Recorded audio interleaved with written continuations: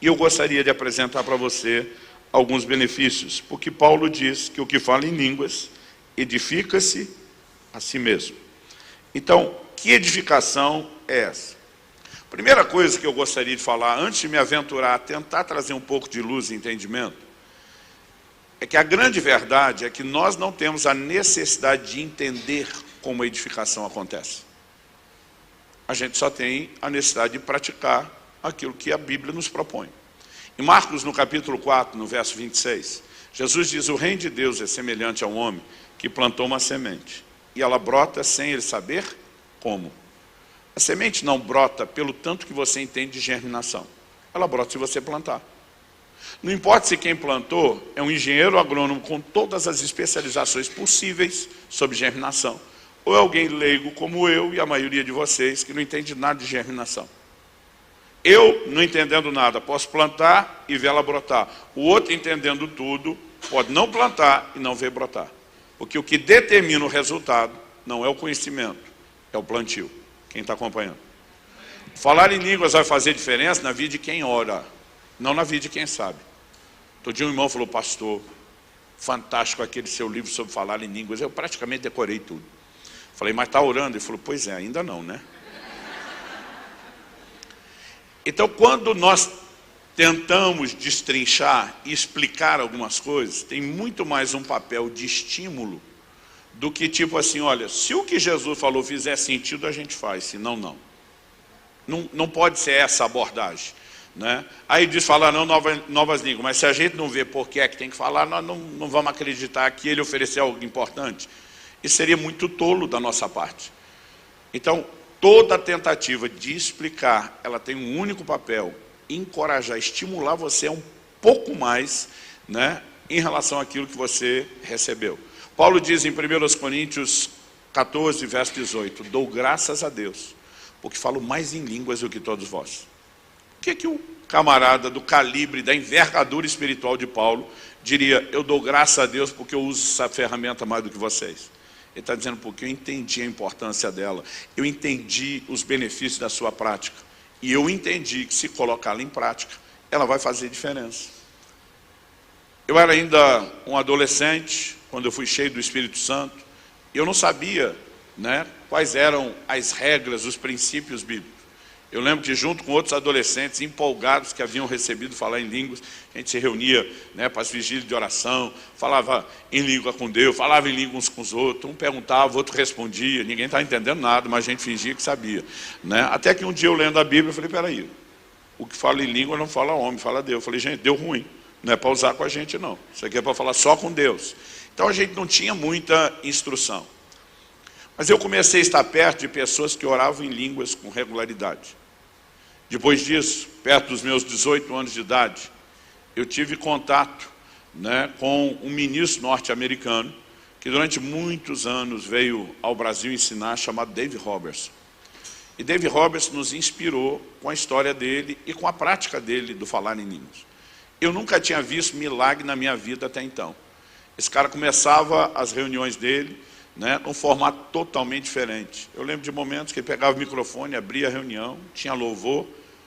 Hoje isso é comum, mas quando você fala da virada da década de 80 para 90, um camarada vinha com a camisa fora da calça, vestindo jeans, camisa florida, era uma afronta ao nosso modelo religioso, e ele simplesmente descia e começava a curar os enfermos. E, gente, não era assim só um negócio de sumir a dor de cabeça. A gente via coisas extraordinárias acontecendo, e aquilo enlouquecia. Eu lembro de uma ocasião que ele ministrou uma pessoa, eu estava assim, 2 cadeiras do lado do que aconteceu. Ele chama uma pessoa, aponta o dedo para alguém, ela está no meio do povo, não tem como ele ver. Ele falou: Deus me mostra um problema ósseo, suas pernas são tortas. Sai do seu lugar, vem para cá.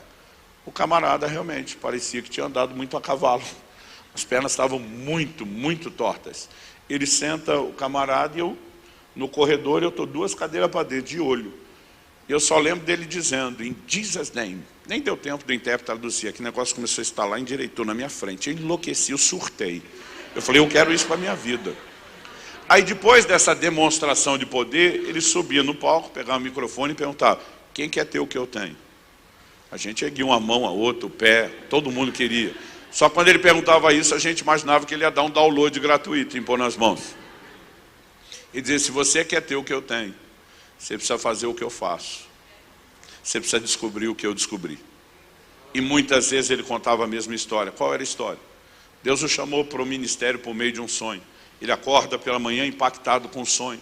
Não entendia naquela época que o ministério é um processo. Então na cabeça dele, ele tinha que responder imediatamente, largar tudo.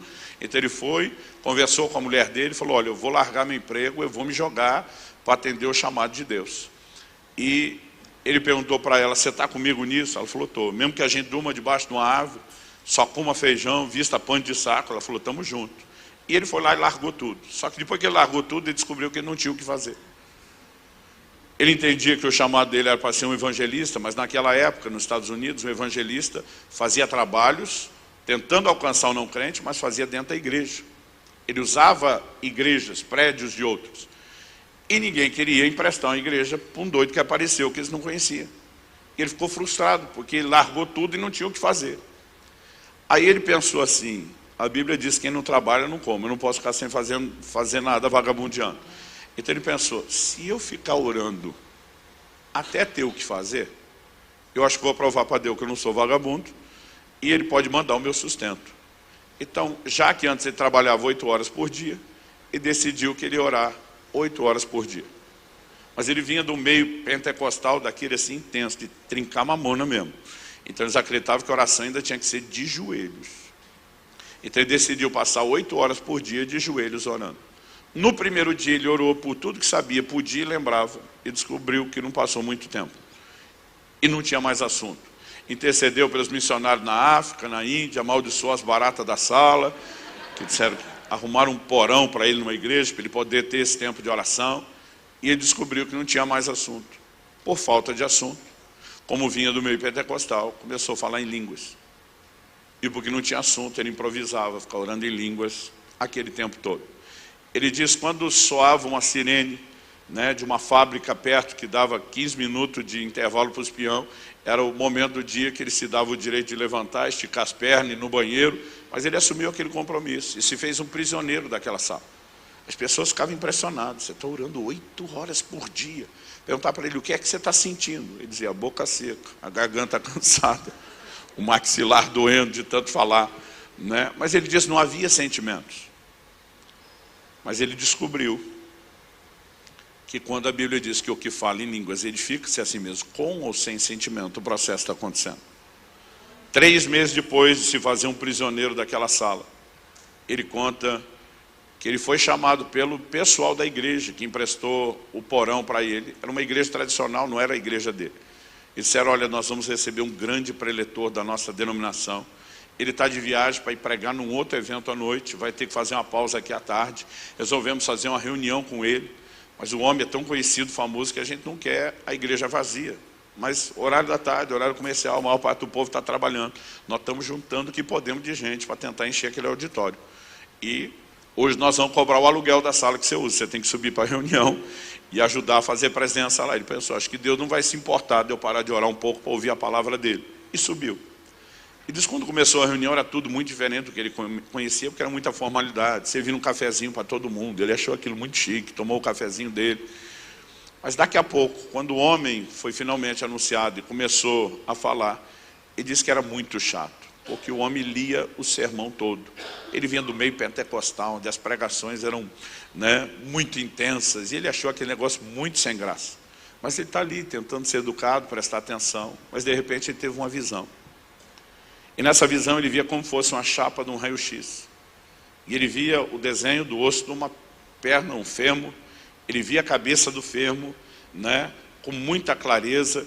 E ele brinca que pensou que alguém botou alguma coisa no café. Porque assim, abriu o olho, fechava o olho, não importa. A visão, o raio-x estava lá diante dele. Ele sabia inexplicavelmente que aquela perna, ela não me lembro exatamente a medida, fazendo a tradução, mas de 6 a 8 centímetros menor do que a outra, que ele não via no raio-x. Ele sabia de uma artrite na cabeça do fêmur, só olhando aquilo, ele sabia aquilo tudo. Ele disse que ele não conseguia entender o que estava acontecendo, porque nunca tinha tido uma experiência dessa. Mas enquanto ele está ali no dilema, tentar entender, ele olha bem para a mulher que está do lado dele, segurando 2 muletas, Ele pergunta para ela, a senhora tem um problema de artrite na cabeça do fêmur? Ela diz, tenho. A senhora usa muleta porque uma perna é menor do que a outra. A diferença é essa? A mulher disse, é. Ele disse que deduziu. Ele vira para ela e diz, posso orar por você? E a mulher diz, pode. Mas pode, de um crente tradicional, é quando você chegar em casa e for orar antes de dormir, lembra de mim. Posso orar por você, de um pentecostal? É aqui agora. Quando ela disse pode, ele pulou na frente dela, agarrou as pernas dela e começou aquela oração barulhenta. Em nome de Jesus! E o cara que está falando no meio da prédica assusta com aquilo e manda o pastor auxiliar interromper a bagunça.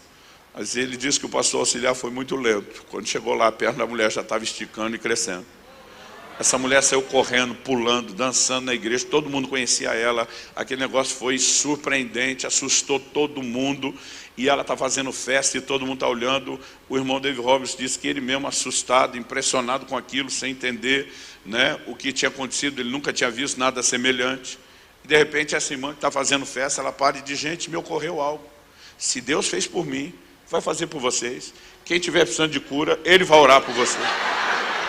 O povo correu para frente, o pregador sentou e o irmão David assumiu o controle da reunião. E disse que a primeira pessoa que ele orou, era que ele pôs a mão na cabeça, ele sentiu que a pessoa foi embora no meio da oração e ficou com uma vergonha. Falou, por que ela desistiu? Mas ele ficou lá, com a mão erguida no ar, mesmo que a cabeça tinha ido embora. Mas quando ele abriu o olho, tinha um corpo estendido no chão. Ele não entendeu o que era aquilo. Quando foi orar com o segundo, disse que sumiu a cabeça, ele abriu o olho, o outro no chão. E as pessoas começaram a ser curadas. Aí daqui a pouco ele mesmo empolgou, falou para os jovens, quem quer ter o que eu tenho? E começaram a ser cheios do Espírito Santo. Foi um avivamento a reunião. Quando terminou o culto, ele está agarrado na grade da igreja, do lado de fora, do portão, chorando que nem criança. E perguntando, Deus, como o Senhor pode ter usado alguém como eu?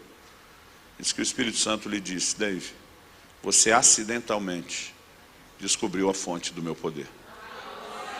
A minha palavra diz que o que fala em línguas edifica-se a si mesmo. Quando você se fez um prisioneiro daquela sala e começou a passar dia após dia, hora após hora, orando em outras línguas, você começou a ativar algo dentro de você. E ele gastava todos os seminários dele sobre vida no Espírito, tentando nos convencer da importância do falar em línguas. Eu comecei a orar cada vez mais, já tinha uma prática, né, de orar de 1 a 2 horas por dia em línguas. Quando ouvi o irmão Dave, aí aquilo me incendiou. Eu lembro que foi mais ou menos nessa fase de ter ouvido o irmão Dave já algumas vezes, ele vinha uma vez por semestre, que eu comecei a dizer, não, eu preciso fazer mais. Na época eu trabalhava num banco, do meio-dia às 6, 6h30 da tarde, no máximo, saía direto para a escola. As minhas manhãs eram livres, e eu protegi minhas manhãs. Toda manhã, das 7 às 11. Eu não tinha as 8 horas, como ele, porque ainda trabalhava. Mas falei, vou proteger 4 horas por dia. Das 7 às 11, eu me trancava no meu quarto para ficar orando. 90% pelo menos do tempo eu ficava orando em outras línguas. Os primeiros 6 meses eu não vi muita diferença. Mas de repente, não só as evidências dos benefícios dessa prática começaram a se manifestar em mim, como eu também comecei a perceber as curas, os milagres começando a acontecer. Mas eu quero compartilhar rapidamente o que eu comecei a descobrir na minha vida à medida que praticava o falar em línguas e o como Deus me guiou a entender isso também pela Escritura. Eu quero destacar aqui 7 benefícios que o falar em línguas, como uma linguagem de oração, podem produzir quando falamos de edificação pessoal. Eu não sei necessariamente porque essa ordem. Talvez foi a ordem que eu fui descobrindo isso na minha vida, elencando, né? Não é necessariamente uma ordem de importância, nem necessariamente de, tem que acontecer nessa cronologia, exatamente nesses termos. Mas uma das primeiras coisas que eu descobri foi que a compreensão da palavra de Deus começou a aumentar de forma inexplicável enquanto eu orava em línguas. Aliás, deixa eu dizer algo. As pessoas me perguntam muito, pastor, como que o senhor recebe de Deus as mensagens que o senhor prega e aquilo que o senhor ensina? É quando o senhor está estudando a Bíblia que você entende isso? Eu digo, na maioria das vezes não. Salvo raras exceções, quase tudo aquilo que eu entendo de Deus, que Deus abre meus olhos, revelação da palavra, vem quando eu estou orando. Aliás, o profeta Jeremias, da parte de Deus, diz, invoca-me, que te responderei. Para muito crente a oração acabou aí. Mas ele diz, anunciar-te-ei coisas grandes e ocultas que tu não